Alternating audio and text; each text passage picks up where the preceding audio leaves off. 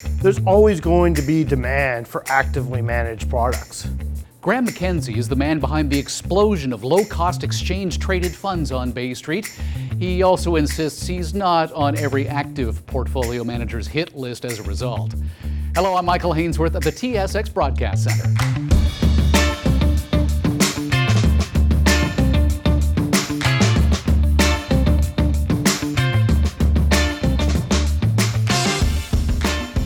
The Canadian ETF Association reports Canadians held close to $173 billion in exchange-traded funds in the first quarter of 2019, and that's up almost 14% in a year. There's no doubt that ETFs typically have been defined as broad-based products, but as you're alluding to, there's been a movement into active management, and I think the reality is that many active managers are going to get the opportunity to utilize that distribution channel that the ETF provides. It's amazing, though, that nearly a third of the ETF market is fixed income. What does that say to you? Well, I think that's probably really indicative of sort of how advisors and investors have interacted with fixed income historically. I think as we went into sort of this latest bull market, there hasn't been so much demand necessarily for fixed income products, and people were overweight equities. But as this bull run has continued to run, demand for fixed income has increased. We're in a much more cost-aware environment, so therefore ETFs have sort of fit into that role. And I think the structure of an ETF works very well for that, because historically, investors have had to sort of buy one bond to get the exposure they want. Now they get the diversification that an ETF can provide. The idea that active management is not available to investors from the fixed income side has transitioned into the ETF world as well. True or false? The ETF market is saturated. False. Why? Well, let's take a look at the big picture. The big picture is that there are probably well north of $1.5 trillion invested in funds in Canada. ETFs are just a small portion of that.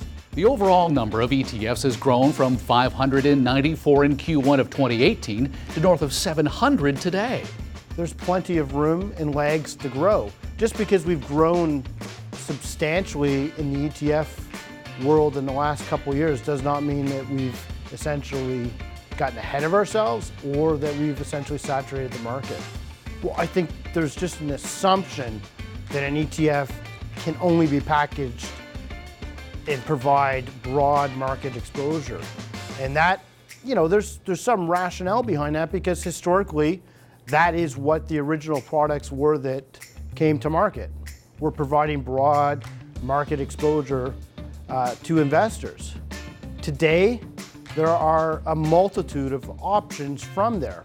You've got everything from different asset classes, you've got different sectors, you've got all kinds of thematic ETFs, and then you've got everything moving towards, as well, active management. So you've got a full array of products available to you within the ETF industry. People are concerned that their ETF does not trade, the ETF they're looking at doesn't have enough volume, or they don't see the liquidity and it doesn't. I would turn that around and ask, when someone buys a mutual fund, do you ask what the volume was on that day? The reality is that the liquidity for an ETF doesn't come from the supply and demand that's visible on the screen. It really comes from the nature of how an ETF is created. The fact is, if you're looking to buy an ETF and supply and demand is limited, the mechanism that a market maker has to create ETF products to facilitate that is there, and that's the beauty of an ETF product. The risk isn't necessarily in how the product is delivered, it's in the underlying products that you purchase. And that all fits into what you're looking for and what the difference is. I would say from just a pure risk perspective, I think it's important to recognize that mutual funds and ETFs, they provide diversification. And when you look at single stocks or single bond or single fixed income instruments, you don't have that diversification. So right off the bat, you're one step towards de-risking. And when MacKenzie isn't helping Canadians de-risk their portfolio, he's helping at-risk kids as co-founder of sports charity Ready, Set, Play. The reality is that not every single family or kid gets the same opportunities that our own kids get. So how does that experience inform your day-to-day life? Well, I think it keeps everything in perspective. Life is tough, it's hard, and there's no reason that parents and families should make it any more challenging for themselves when they have to worry about the burdens of keeping their kids happy and integrating kids in communities.